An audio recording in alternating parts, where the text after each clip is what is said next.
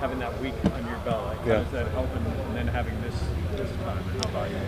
Yeah, I think anytime you can get the walkthrough reps, practice reps. I mean, like I said, Sunday, we have a unique situation where we get to practice on Wednesdays usually, so that keeps you sharp throughout the season. But a full week of prep is invaluable, and we're off to a good start. Got a lot to work on, but I think we got a good plan.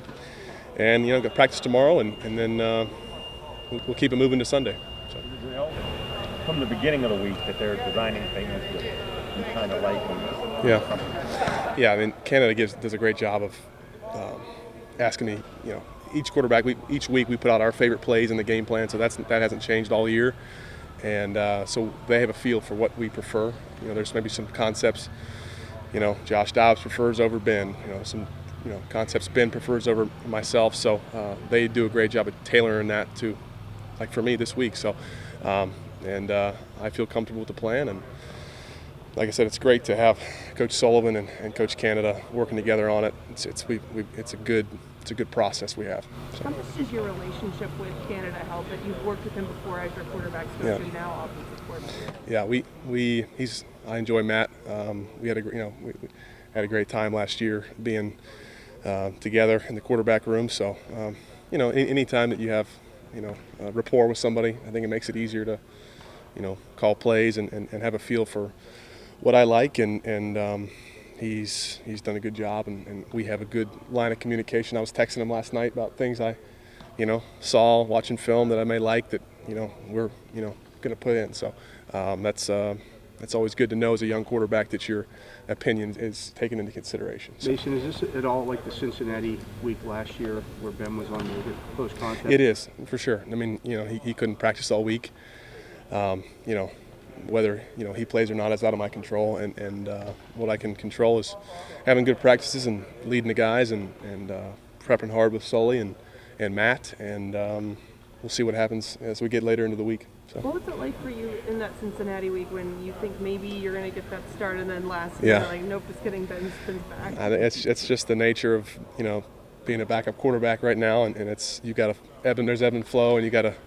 Coach Sully calls it midstream adjust. You gotta adjust and always be ready. I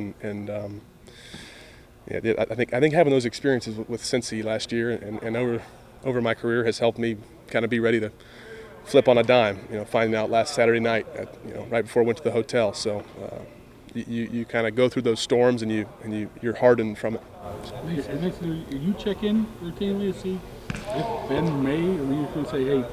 How's he look today? Or Sully's been meeting with him on Zoom, and they do their quarterback meetings. So, I get updates. I really haven't had updates other than anything that you guys don't have. I guess it's the deal is he's got to have 2 negative tests. So you don't know anything either? No, I don't. I wish I could tell you. I'm moving along at this same pace you guys are. So we'll see what happens. And like I said, I only worry about meeting time, prep, and practice. Is he involved like he was last year during the Bengals week when it was Zoom? Yeah, like I said, he and Sully, work together on the game plan, keeping him up to speed, and we have our meetings, and so yes, he is involved. Yeah. Jason, when you reviewed the tape, what did you think of your performance?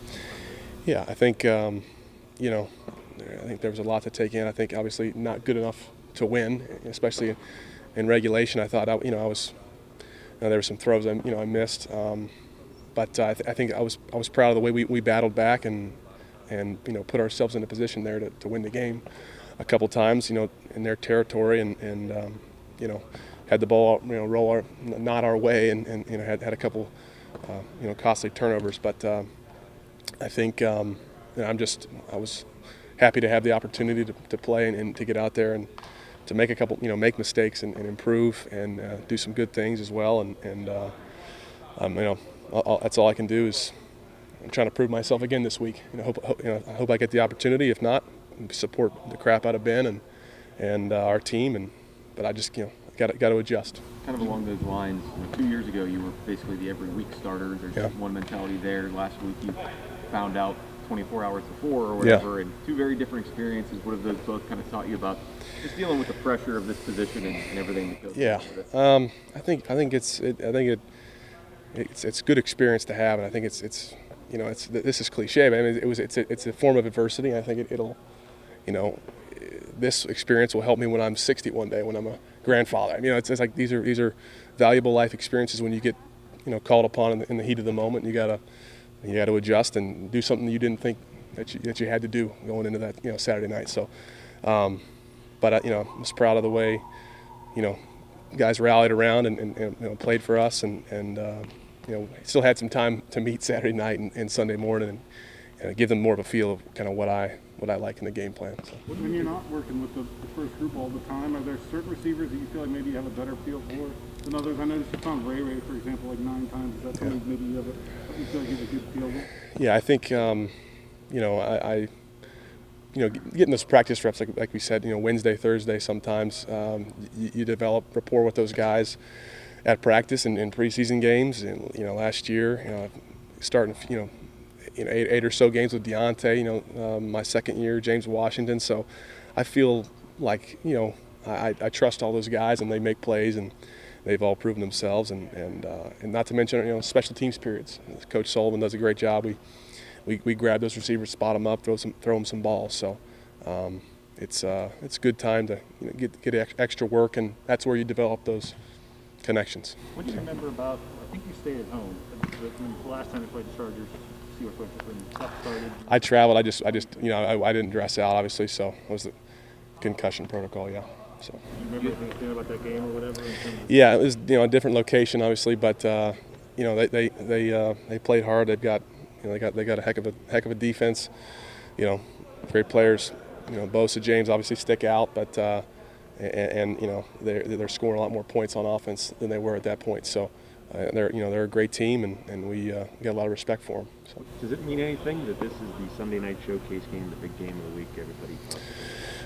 There's a lot of big games of the week, aren't there? Sunday night, Monday night, Thursday night. So this is a big night, no doubt. And Coach Tomlin talks about playing on primetime television and how big of a honor that is and an opportunity, and that's the way we treat it. We know there's some extra sauce on it, and we're, excited to play in front of our peers, as Coach says, but I don't think you need to put any more pressure on it as a player as you would in a game at 1 o'clock on a Sunday.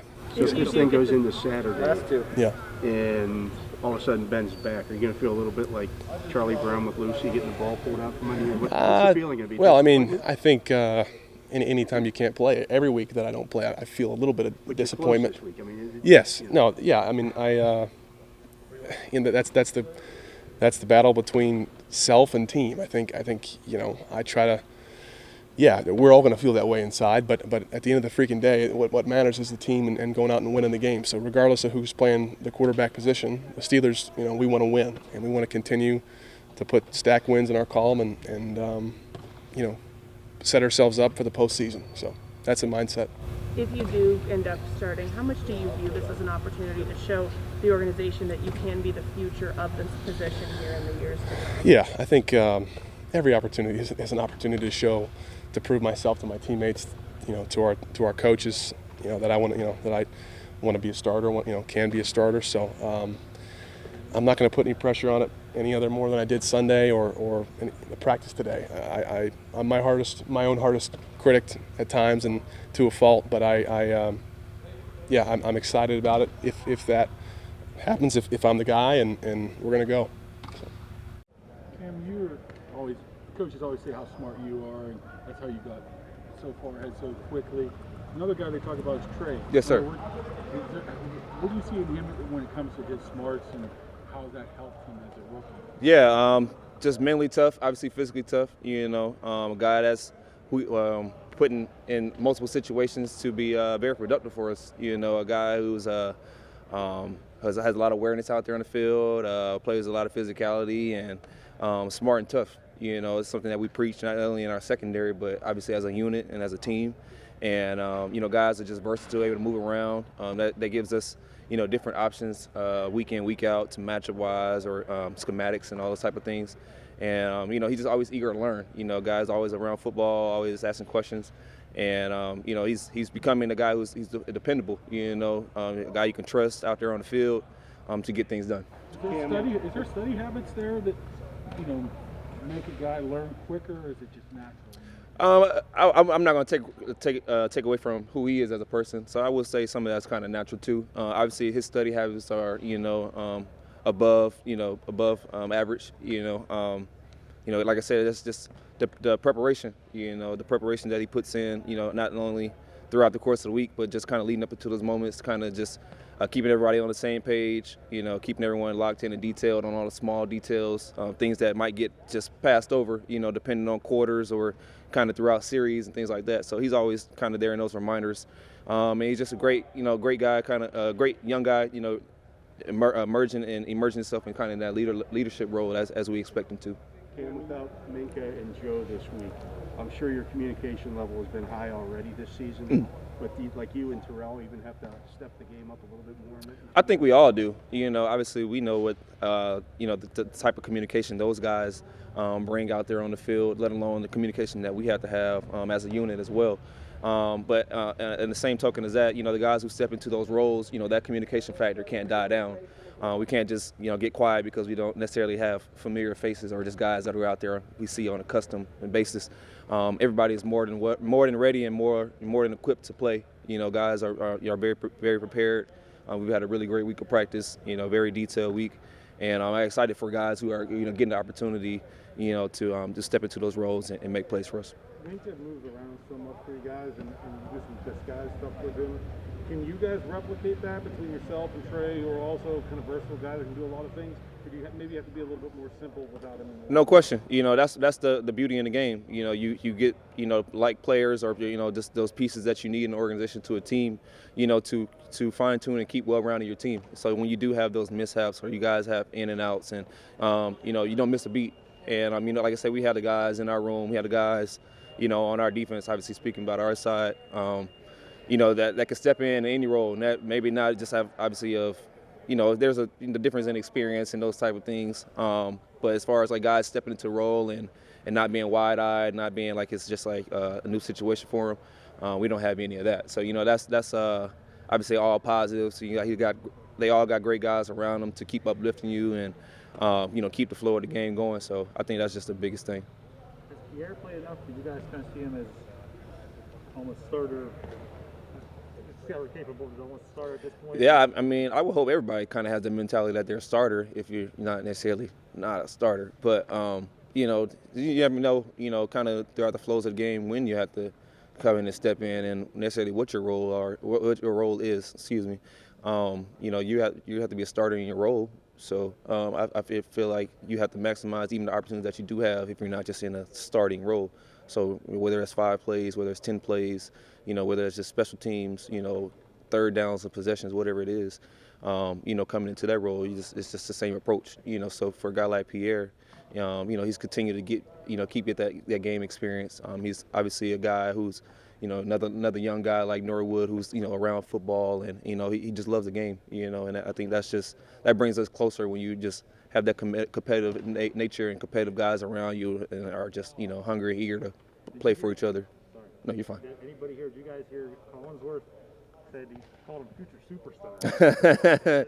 Hey, don't take that away from him. You see him showing up each and every week in special teams game and obviously in defense as well. A guy that just obviously has a knack for the ball and just flying around getting to the ball. Every time you step out the field, you have to have 11 guys flying around getting hats to the ball. So he's putting that on display, and obviously we want and hope to see that continue for him. Closeness of this defensive unit, that mixed with the confidence with all these guys, do you feel like it's easier to maybe take the field without a Minka and a TJ Watt? I wouldn't necessarily say it's easier, but like I said, with that confidence, with that camaraderie that we have, with that closeness, it definitely makes the game so much fun. It slows the game down for you. A lot of guys, like you said, might step into those roles and might not necessarily have the game experience or a lot of plays, and they're not necessarily wide-eyed in the moment. But it's a lot. It's a lot to take in, especially going into a starting role. You're on the road. It's a lot of different elements that go into those type of things. But we have everybody together. You kind of those type of things ease your mind, and you're able to just relax and go play. And when you're able to play free, you get the call, you get lined up, you get your alignment assignment, get your keys down, you're able to keep the game, flowing and not miss a beat. How long did it take No. Yeah. How long did it take to develop that rapport with this unit? This is something that you just continue to keep building. You know, that's the challenge in this game. Obviously, you have bits and pieces that come in and out. You know, you have guys who come along the way of the journey. You have guys who go down. You have the different ups and downs throughout the course of the game. But the things that you see on the football field, obviously, don't discredit the things that we do outside the field as well. Obviously, it's not necessarily just something for us to keep highlighting and to say that we do, but we spend a lot of time together. We spend a lot of time together, and like I said, that just really just makes it fun. I've been here 5 years, and each year, all the different faces, all the different guys that keep coming through the locker room, just keeps bringing joy to my face and keeps uplifting me to, come to work each and every day. So that's just the positive, just of the guys that we have in our organization and this organization as a whole.